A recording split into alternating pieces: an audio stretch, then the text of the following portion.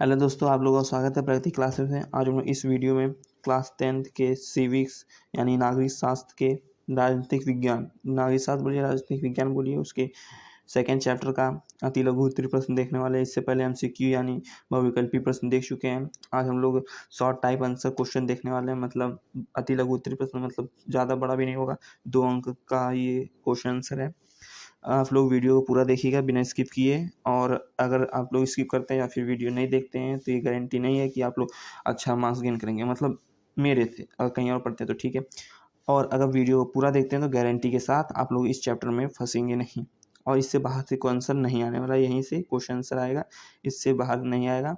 और गारंटी के साथ है, अगर आप लोग वीडियो अच्छे देखते हैं और समझते हैं तो आप लोग 90+ इस सब्जेक्ट या चैप्टर में गेन करेंगे, क्योंकि ये पूरा सीरीज चल रही है। इस चैप्टर से related first chapter, second chapter, इसके बाद third chapter, fourth chapter, fifth chapter जैसे आएंगे वीडियो।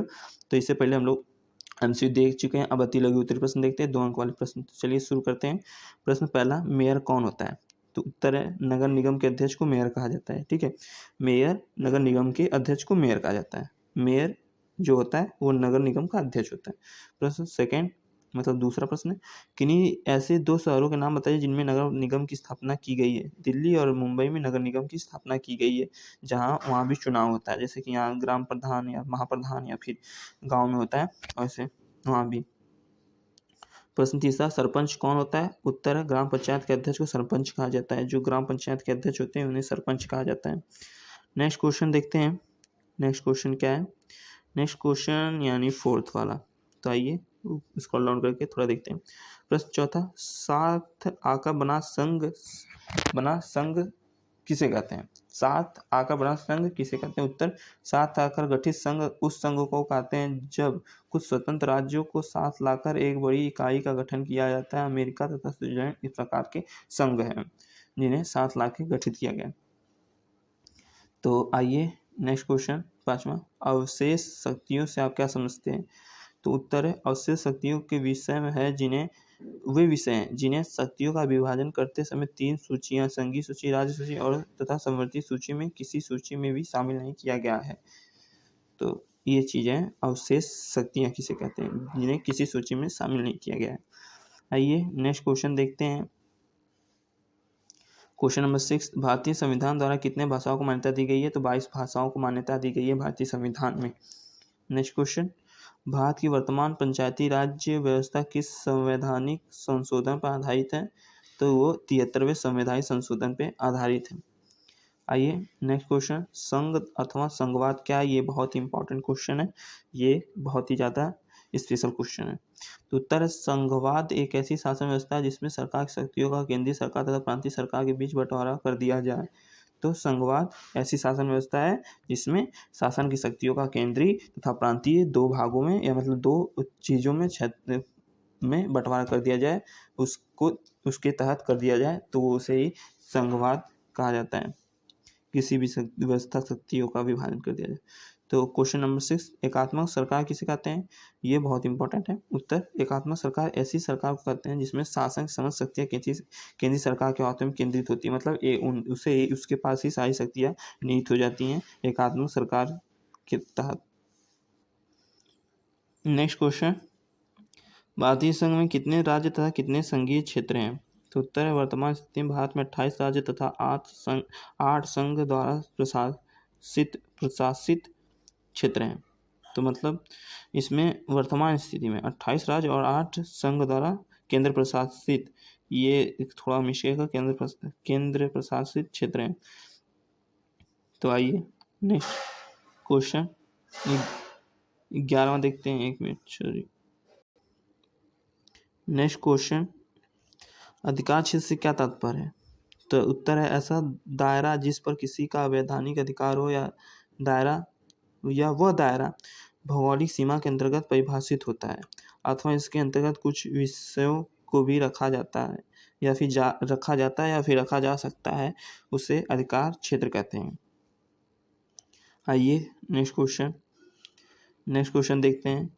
संघ सूची, राज्य सूची और समवर्ती सूची के अंतर्गत विषयों को कुछ उदाहरण देकर समझाइए। तो उत्तर है, संघ सूची रेलवे, संचार, बैंकिंग, मुद्रा, रक्षा, विदेशी मामले, ये सब संघ सूची में आते हैं। राज्य सूची, पुलिस, कृषि, राज्य, व्यापार, वाणिज्य, ये सब राज्य सूची में आते हैं। और समवर्ती सूची में शिक्षा, वन, मजदूर, संघ, विवाह, गोद लेना, उत्तराधिकारी, ये सभी समवर्ती सूची में आता है। आइए नेक्स्ट क्वेश्चन है, भारत में विकेंद्रीकरण के पीछे बुनियादी सोच क्या है? तो पहला उत्तर है शक्ति का संतुलन बना रहे। दूसरा, केंद्र सरकार निरंकुश ना हो, तो वो विकेंद्रीकरण होता है, उसका ही बुनियादी है। तो तीसरा चीज़ है उन अनेक मुद्दे और मसलों का निपटारा स्थानीय स्तर पर ही बढ़िया ढंग से हो सके, उसे ही भारत का विकेंद्रीकरण कहते हैं।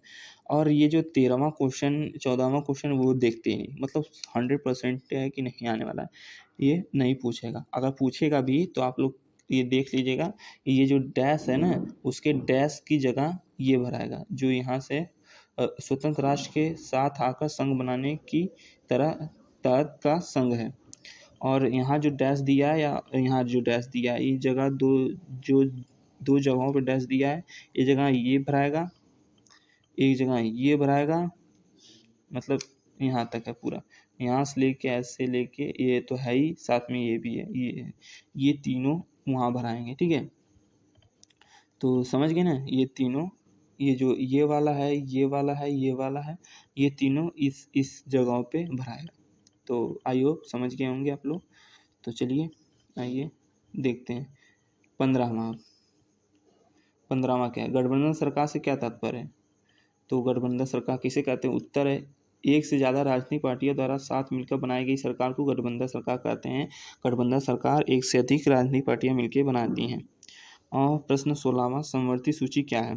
तो उत्तर है इसका, समवर्ती सूची का विषयों की वह सूची जिस पर कानून बनाने का अधिकार राज्य और केंद्र सरकार दोनों का होता है, उसे समवर्ती सूची कहते हैं। लेकिन जब दोनों के कानून में टकराव हो तो केंद्र सरकार द्वारा बनाया गया कानून ही मान्य होता है। तो जब समवर्ती सूची में दोनों का अधिकार होता है कि कानून बनाए, लेकिन जब दोनों का टकराव हो जाता है तो केंद्र सरकार का ही मान्य होता है।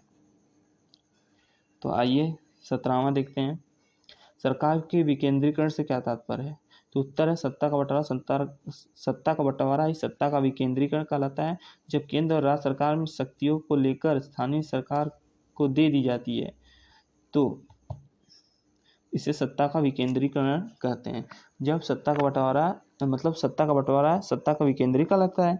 जब केंद्र और राज्य सरकार शक्तियां लेकर स्थानीय सरकार को दी जाती है तो इसे सत्ता का विकेंद्रीकरण कहते हैं।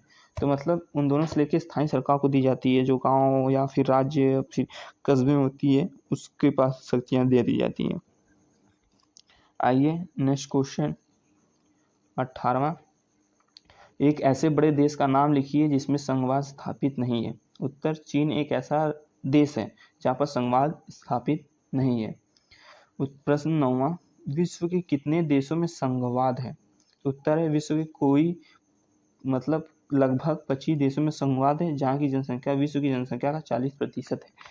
तो मतलब 25 जो देश हैं वो बहुत बड़े बड़े देश हैं, जैसे भारत हुआ, अमेरिका हुआ, जहाँ पे जनसंख्या ज़्यादा है। पाकिस्तान में नहीं, पाकिस्तान में शायद है संघवाद। आइए नेक्स्ट क्वेश्चन देखते हैं, बेल्जियम में किस प्रकार की सरकार है? बेल्जियम में संघीय सरकार है। ये छोटा आंसर है, देख लीजिए। 21वां, भारत में कौन सी भाषा को राज्य भाषा का दर्जा दिया गया? उत्तर है भारत में हिंदी को राजभाषा का दर्जा दिया गया है। नेक्स्ट क्वेश्चन, संविधान का रखरखाव किससे मतलब संविधान का रखवाला किसे कहा जाता है? उच्च न्यायालय को संविधान का रखवाला कहा जाता है। अगर संशोधन करना है तो आपको उच्च न्यायालय के पास जाना पड़ेगा और कई चीज़ें करनी पड़ेंगी। लेकिन अब हर साल भारत के संविधान में लगभग 1 या 2 संशोधन हो ही जा रहे हैं। प्रश्न 23वां यानी नेक्स्ट क्वेश्चन, भारत में गठबंधन सरकार का आरंभ कब हुआ? उत्तर, भारत में गठबंधन सरकार का आरंभ 1990 ईस्वी के बाद हुआ। प्रश्न 24वां क्या है, भारत में अंग्रेजी कितने लोगों की मातृभाषा है? लगभग 0.2% लोगों की अंग्रेजी मातृभाषा है। प्रश्न 25वां, स्थानीय सरकार से महिलाओं के लिए कितने स्थान आरक्षित हैं? स्थानीय सरकार में महिलाओं के लिए कितने स्थान आरक्षित हैं? तो 1/3 स्थान आरक्षित हैं। प्रश्न 26वां, कमिंग टुगेदर नाम संघ में कौन कौन शक्तियां शामिल होता है? मतलब कौन शक्तिशाली होता है? कमिंग टुगेदर नाम संघ में कौन शक्तिशाली होता है? तो समान शक्तियाँ वाला होता है। तो ये कुछ ऐसा है कि अटपटा सा क्वेश्चन है और इसका जवाब भी अटपटा सा, तो मतलब ये क्वेश्चन नहीं आने वाला। ये घुमाऊ नहीं पूछेगा आपसे, क्योंकि आप अभी उतने कंपटीशन लेवल पे हैं नहीं कि आप लोग को चकमा देने के लिए क्वेश्चन दे दिया, नहीं, ये पूछेगा नहीं। 27वां, संविधान की किन अनुसूची में अधिसूची भाषाओं को रखा गया है? तो उत्तर संविधान की 8वीं सूची में। प्रश्न 28वां, स्थानीय सरकार को और अधिक शक्तिशाली बनाने के लिए संविधान में संशोधन कब किया गया था? स्थानीय सरकार को जब और शक्तिशाली प्रदान करने के लिए 1992 में संशोधन किया गया था, तब उसके पास और अधिक शक्तियाँ दे दी गई थी और उसके पास कुछ अलग चीज़ें हो गया था। 29वां देखिए, भाषी राज्यों का गठन क्यों हुआ?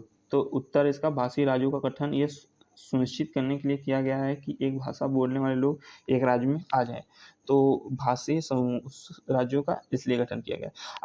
अगर अलग अलग लोग रहते हैं, ऐसा भी होता है, अगर ऐसा नहीं किया जाता तो लोग भाषा नहीं बोल पाते, लेकिन एक फ़ायदा रहता है, लोगों को हर भाषा सीखनी पड़ती, तो लेकिन ये फ़ायदा नहीं है, ये नुकसान भी है। अब ये चीज़ें इस विशेषज्ञ लोग समझते हैं, जानते हैं, बूझते हैं, करते हैं। प्रश्न 13वां मतलब 30वां, शहरी क्षेत्रों में स्थानीय निकाय को क्या कहा जाता है? तो नगर पालिका कहा जाता है स्थानीय निकाय को। प्रश्न 31वां, समवर्ती सूची के 4 विषयों का उल्लेख कीजिए। तो उत्तर है समवर्ती सूची के 4 विषय इस प्रकार है: शिक्षा, वन, मजदूरी संघ, विवाह। तो ये चारों हैं, शिक्षा, वन और समवर्ती संघ और विवाह। ठीक है, आई होप आप लोगों को समझ होगा। समवर्ती सूची के 4 विषय, शहरी, ये सभी चीज़ें समझ में आ गई। अब नेक्स्ट लेक्चर में हम लोग लघु उत्तरीय प्रश्न देखने वाले हैं, इसके 3 अंक के क्वेश्चन आंसर देखने वाले हैं। तो अब मिलते हैं नेक्स्ट वीडियो में, तब तक के लिए टाटा बाय बाय।